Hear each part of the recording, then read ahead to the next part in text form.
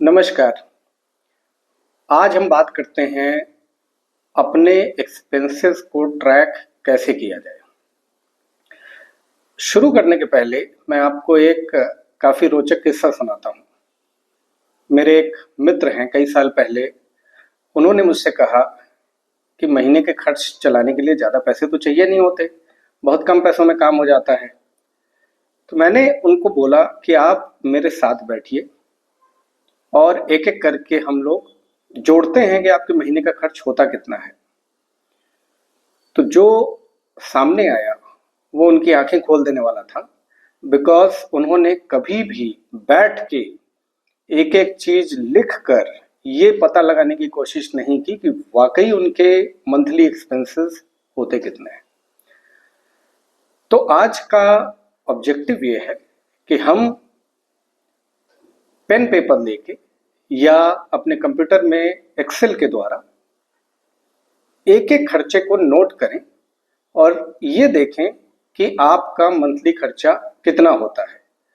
और मैं आपको विश्वास दिलाता हूं कि आप में से बहुत सारे लोगों के लिए ये एक नई डिस्कवरी होगी, क्योंकि लोगों को अंदाज नहीं होता कि उनके खर्चे वाकई कितने हो रहे हैं।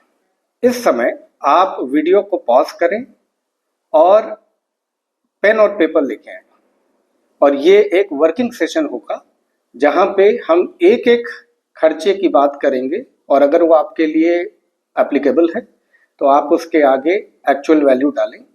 और ये वीडियो खत्म होते होते आपको अपने खर्चों का एक अच्छी अंडरस्टैंडिंग हो जाएगी। अगर आप पेन पेपर नहीं चाहते तो आप अपने कंप्यूटर में एक्सेल खोल लें और फिर उसके बाद हम शुरू करते हैं। तो शुरुआत करते हैं सबसे बड़े खर्चे से, जो कि अगर आप रेंट पे रहते हैं तो आपके हाउस या फ्लैट का रेंट होता है।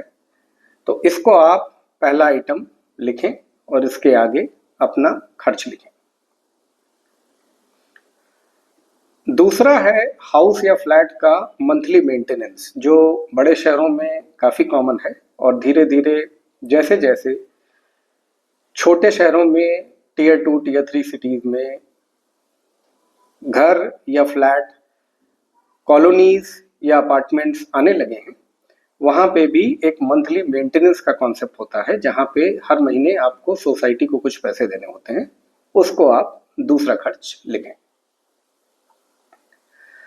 तीसरा एक्सपेंस है आपकी महीने की ग्रोसरीज। तो ग्रोसरीज को आप तीसरा आइटम डाल के आपका मंथली एक्सपेंस कितना होता है इसको आगे लिखें। चौथा वेजिटेबल्स और फ्रूट्स, ये भी एक अच्छा एक्सपेंस होता है हर महीने। हफ्ते में या रोजमर्रा में जो भी आप खर्च करते हैं उसका एक अंदाज लिखें, मोटा मोटा महीने में कितना खर्च होता है। पांचवा है मिल्क या दूध, इसके बारे में लिखें, क्योंकि अमूमन ये या तो बहुत लोग ग्रोसरी के साथ लाते हैं या फिर अलग से भी लेते हैं। तो अगर आप अलग से लेते हैं तो इसको अलग से लिखें। छठा बड़ा एक्सपेंस होता है आपके बच्चों की स्कूल या कॉलेज की फी। तो इसमें आप सब कुछ इंक्लूड करें, ट्यूशन, ट्रांसपोर्टेशन, किताबें, यूनिफॉर्म, अगर वो हॉस्टल में रहते हैं हॉस्टल में मेस का खर्चा है, ये सब जोड़ें। तो इसमें जनरली आप 6 महीने या साल भर में एक बार फीस देते हैं, उसको आप मंथली डिवाइड करें। इस पूरे खर्च को साल भर के उसको मंथली डिवाइड करके वो फिगर अपने नोटबुक में या एक्सेल में लिखें।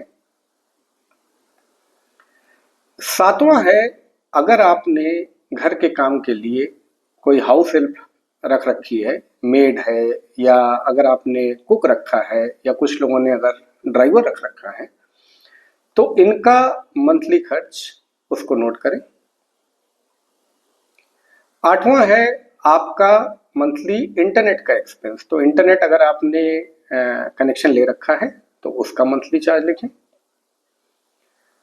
नौवां है मोबाइल का खर्चा। तो मोबाइल के खर्चे में अगर घर में कई मेंबर्स हैं, सबके मोबाइल हैं, तो सारा जोड़ के मंथली खर्च उसको आप लिखें। अगला है केबल टीवी या डीटीएच, उसका मंथली एक्सपेंस अगर आपने ले रखा है तो वो लिखें। अगला है न्यूज़पेपर, अगर आपने एक या उससे ज्यादा न्यूज़पेपर ले रखे हैं तो उनका मंथली एक्सपेंस आप लिखें। अगला है कम्यूट चार्जेस, अगर आप पब्लिक ट्रांसपोर्ट से या ऑटो से या कैब से किसी भी तरीके से रोजमर्रा में ऑफिस आते जाते हैं या अपने काम के लिए आते जाते हैं और उसके अलावा लोकली कहीं आते हैं जाते हैं, उसका खर्च लिखें। और इन सब के लिए एक अप्रोक्सीमेट नंबर लिखें। आपको जरूरी नहीं है कि एग्जैक्ट नंबर हो, बट मोटा मोटा आपको अंदाज रहता है कि किस मद में कितना खर्च होता है। अगर आपके पास खुद का व्हीकल है, चाहे वो कार हो, टू व्हीलर हो, उसका पेट्रोल, डीजल या इलेक्ट्रिक चार्जिंग, अगर वो इलेक्ट्रिक व्हीकल है, उसका मंथली खर्च वो लिखें। अगला है लाइफ इंश्योरेंस प्रीमियम, अगर आपने लाइफ इंश्योरेंस पॉलिसी ले रखी है तो उसका प्रीमियम, तो उसको डिवाइड करें और पर मंथ का खर्च निकाल के उसको लिखें। अगला है हेल्थ इंश्योरेंस प्रीमियम, उसको नोट करें। उसके बाद व्हीकल इंश्योरेंस प्रीमियम, उसको नोट करें। अगला आइटम है गैस का बिल, तो चाहे वो पाइप्ड गैस हो या गैस का सिलेंडर हो, उसको नोट करें। अगला है इलेक्ट्रिसिटी का बिल, तो जो भी आपका अप्रोक्सीमेट बिल आता है उसको नोट करें। अगला है वाटर बिल, तो बहुत जगहों पे वाटर बिल मेंटेनेंस में होता है, बहुत जगहों पे अलग से आता है, तो मंथली कितना एक्सपेंस होता है वो आप लिखें।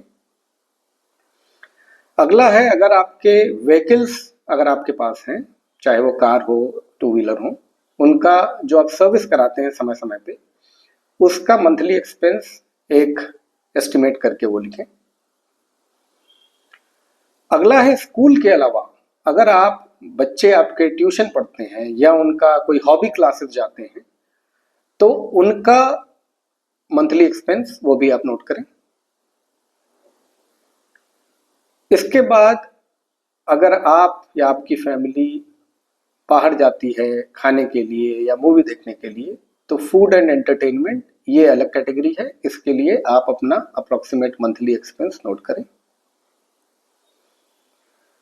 इसके बाद अगर आप साल में एक या दो बार वेकेशन पे जाते हैं, तो चाहे वो वेकेशन के लिए आप बाहर जा रहे हों या अपने होम टाउन में जा रहे हों, उसका खर्च नोट करें और उसको मंथली अप्रोक्सीमेट खर्च निकाल के वो लिखें। इसके अलावा कोई भी और खर्चे हों, एक अदर एक्सपेंसेस करके उसको लिखें, जिसमें आप नोट कर सकते हैं कोई परचेजेस जो आपका मंथली प्लान है उसके अलावा कोई परचेज आपने कर ली अमेजोन पे, फ्लिपकार्ट पे या मान लीजिए दुकानों में, वो परचेजेस। अगर कभी कोई सडन ट्रैवल करनी पड़ गई या कोई और अनफोर्सीन एक्सपेंसेस, तो इनके लिए एक एस्टिमेटेड नंबर लिखें। मोटा मोटा आपने अपने महीने के खर्चे लिख लिए हैं। आप में से कई के लिए इनमें से कई खर्चे एप्लीकेबल नहीं होंगे और कुछ लोगों के लिए इसके अलावा भी कुछ खर्चे होंगे जो हमने कवर नहीं किए, उनको भी आप लिखें। और अब इन मंथली एक्सपेंसेस को टोटल करें, तो आपको अपना मंथली एक्सपेंस अब पता लग गया है और यहां से अब आपको एक स्ट्रक्चर्ड तरीके से एक क्लैरिटी मिली कि आपका मंथली एक्सपेंस कितना है। तो ये एक काफी जरूरी एक्सरसाइज है जो हम में से हर किसी को कुछ कुछ फ्रीक्वेंसी पे करते रहना चाहिए। अगर आपने आज ये बनाया तो एक साल के बाद में इसको दोबारा देखें, इसमें जो भी कम ज्यादा हुआ है उसको अपडेट करें ताकि आपको अपने मंथली एक्सपेंसेस की एक ट्रू पिक्चर पता चल सके। उम्मीद है आपको वीडियो आज का अच्छा लगा। इसी तरह के और कंटेंट के लिए लाइक करें, शेयर करें, सब्सक्राइब करें। Thank you.